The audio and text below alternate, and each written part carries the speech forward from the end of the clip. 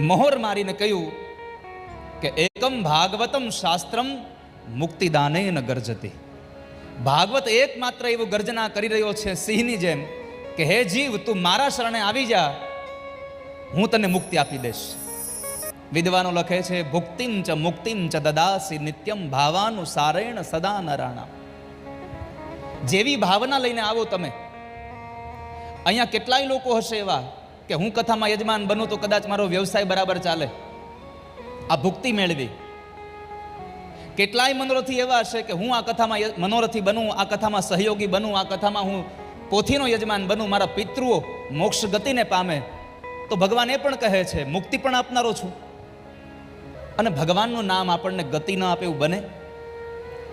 શૃણવન રામ કથા નાદમ કોન યાતિ પરામ ગતિમ.